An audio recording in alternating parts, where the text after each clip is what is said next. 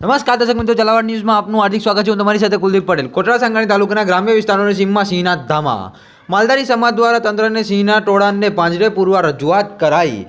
છેલ્લા કેટલાક દિવસોથી કોટડા સાંગાણી તાલુકાના નજીકના ગ્રામ્ય વિસ્તારો સાપર, વેરાવળ, ગુંદાસરા, નારણકા, રાજપરા, પડવલાની સીમમાં સિંહે ધામા નાખતા ડરનો માહોલ જોવા મળી રહ્યો છે। ત્યારે આ ગ્રામ્ય વિસ્તારોમાંના લોકો તેમજ માલધારી સમાજ છેલ્લા એક મહિનાથી આસપાસ વિસ્તારમાં સિંહના ટોળાઓ ફરી રહ્યા હોવાની સમાચાર સાંભળતા અનેક ગામના માલધારી સમાજના લોકો પોતાના ઢોર ચરાવવા જતા ડરે છે, તેમજ ખેડૂતો વાડીમાં રાતે પાણી વારવા જતા બીવે છે। આ વિસ્તારોમાં સિંહ દ્વારા ઢોરને શિકાર કરવામાં આવે છે તેમ જાણવા મળતા જ આજ રોજ કોટડા સાંગાણી તાલુકાના નારકણા ગામે માલધારી સમાજ ખેડૂતોની મીટિંગ રાખવામાં આવી હતી, જેમાં આ સિંહના ટોળાને પાંજરામાં પૂરી ગીરના જંગલોમાં લઈ જવા સરકારશ્રીને વિનંતી કરી હતી। જો સરકાર તથા જંગલ ખાતાના અધિકારીઓ દ્વારા કોઈ પગલાઓ લેવામાં નહીં આવે તો જરૂર જણાશે તો રાજકોટ જિલ્લા કલેક્ટર કચેરીએ આ માલધારી સમાજ દ્વારા આવેદનપત્ર આપવામાં આવશે અને નહીતર ગાંધી ચિંધ્યા માર્ગે આંદોલનની ચીમકી ઉચ્ચારી હતી। જેડ ન્યૂઝ સાથે રિપોર્ટર સદામ બાબુ બુખારી। નામ છે નાયણકા ગામનો વતની છું। મારી વાડી હોરા 2 વર્ષથી નીકળ્યા। હું વાડીએ જતા બીવ છું। શીણા અડધા રોજ ને ભૂંદડા ખાઈ ગયા। એનું શું કરવાનું? વાડીએ જવું કે નહીં? અને માલધારી એટલા ફફડે છે અને આ સડસડતી ટાઈટમાં વાડીએ રહેવું પહેલાં મુશ્કેલ છે। એ તો સરકારની એટલી ખબર પડે ને કેટલી ટાઈટ પડે છે।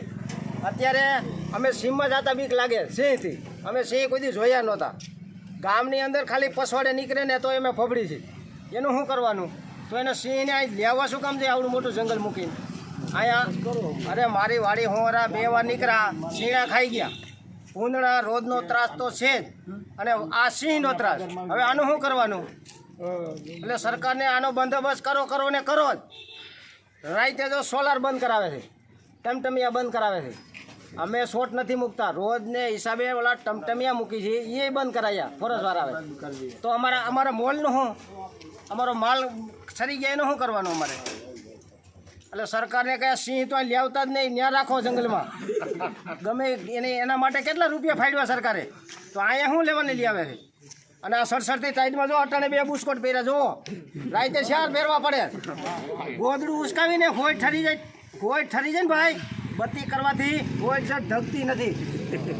પૂછવા બધે માણસોને મારી ખોટું હોય તો કેટલી ટાઈટ પડે છે, તો અમારે હું મરી જવાનું આમને નાના માણસોને? કેટલું રંજાડ થઈ। હાલો મારી વાડીએ જોઈ જાઓ તમે, શીણા ખાઈ ગયા બધાય। હું વાડીએ જતો જ નથી। સિંહ 2 વાર વાડી હોવારે નીકળ્યા। હવે આમાં અમને બીક તો લાગે કે નહીં સિંહની? શું કરવાનું અમારે બોલો? આ કેને કહેવા જવું? બત્તી કરી તો હમા આવે, બત્તી કરી તો ફરજવાળા ના પાડે, તો અમારે જવું કેલી બાજુ હવે બોલો? હા, પાછા અમને પૂછે ક્યાં બેઠા છે। લે એ બેવાનું કાંઈ નહીં, અમારે સિંહ જોતા જ નથી અહીંયા બધાય ફફડે છે ભાઈ આખું ગામ। સિંહથી ભાઈ કોણ નો બી? અને હું તો વાડીએ જતો જ નથી ભાઈ। અને આની સરકારને કયો વળતર આપી દઈએ? સિંહા બધા ખાઈ ગયા। ખોટી વાત હોય તો કયો જો આ ગામ આખું ગામ ઊભું અમારું નાયણકા ગામનું। માન નાખ્યો। ગામ કયું તમારું? નાણક્યા। અમારે વાડીએ જવું કેમ? ગામને પસવાડે ખેતર છે, ઢાંડો માન નાખ્યો। અમે વાડીએ કપાવીને જતા નથી, શું કરીએ? અમે હેરાન થઈ ગયા। ઢાંડો કેતા બળદ માન નાખ્યો, અમારે માન નાખ્યો। ઢાંડો બાંધ્યો રહ્યો, એક રહી ગયો ને એક માન નાખ્યો। શું કરવું મારે? રાતે જવું કેમ કરવું? વાડીએ જતા ને છોકરા કપાવ્યો એમ પીડ્યો છે, ઉતારતા કોઈ નથી। દાડિયા કોઈ આવતા નથી કે ભાઈ બીક લાગે અમને માન નાખે। હા, વળતર 15,000 દીધું, 15,000માં શું થાય? અમારે માન નાખ્યો, અમારે 15,000 શું કરવું?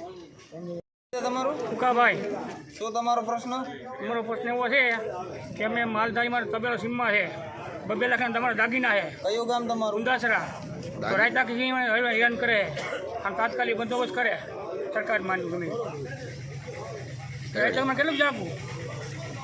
કોઈ સરકાર અમે જોતું નહીં, સરકાર ભાજપ કે કોંગ્રેસ કોઈ અમારે શું બાજુ જવાબદારી કોણ સરકાર લે? મેરાભાઈ ધ્રાંગિયા, ગામ ગુંદાસરા। શું આપનો પ્રશ્ન? અમારો પ્રશ્ન એ છે કે અમારા 4-5 ગામની અંદર ફળોલા, નાયણકા, પીપરાણા, રોકડા, ગુંદાસરા આજે સિંહની રંજાડ છે। અમે જંગલ ખાતાના સાહેબોને વાત કરેલી, પણ એ લોકો કે એને મજા આવશે ત્યાં સુધી રહેશે. એવું કે હા, એવો જવાબ આપ્યો. અને એને કોઈ માર્ગ ને રસ્તો કે કોઈ વસ્તુ હતી નહીં. એટલે અમે પછી આ તમારા છાપાવાળા ટીવી લાઈનવાળાનો સંપર્ક કર્યો કે ભાઈ અમારી રજૂઆત સરકાર સુધી પહોંચે. માલધારી અભણ વર્ગ છે, ક્યાંય અરજી કરી શકતા નથી. જો હવે પછી આનો કોઈ ઉકેલ નહીં આવે તો અમે કલેક્ટર ઓફિસે આવેદન આપવા જઈશું. તમારે સરકાર પાસે શું અપેક્ષા છે? હે, સરકાર પાસે અપેક્ષા 10,000 40,000નું પાડેલું હોય અને મરેલ કે 15,000 આપશું. અને કાં એને સિંહ રાખવા જ હોય તો એને પોતાની વાડ બંદોબસ્ત કરી અને સિંહ ભલે રાખે, અમને કોઈ વાંધો નથી. પણ માલધારી ભાઈઓ રાત આખી જાગે, દિવસના ચરાવવા ક્યાં જાય? અને સિંહની મોટો ભય છે, ખેડૂને પણ મોટો ભય. ખેડૂને કપા વીણવામાં બીક લાગે.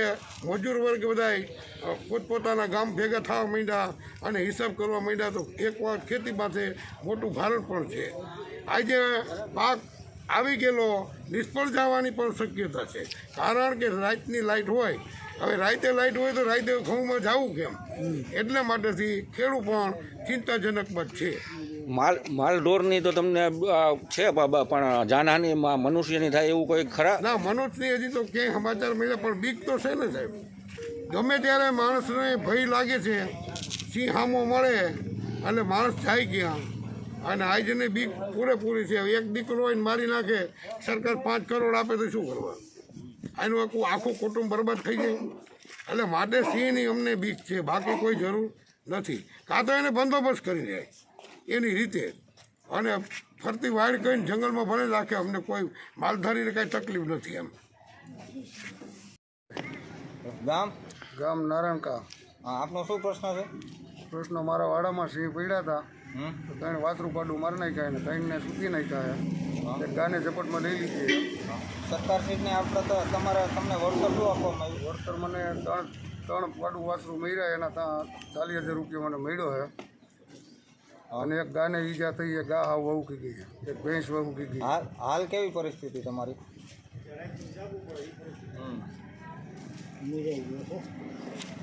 પરિસ્થિતિ અમારી બહુ ખરાબ છે. રાત આખી જાગવું પડે છે. આજ 15 દિવસથી અમે એક ધારા જાગી, અને સિંહ અમારા જાપામાં આવીને કાયમી માટે 2 વાગ્યા રાતે 2 વાગ્યા લગી સિંહ બેઠો હતો ગઈ રહી.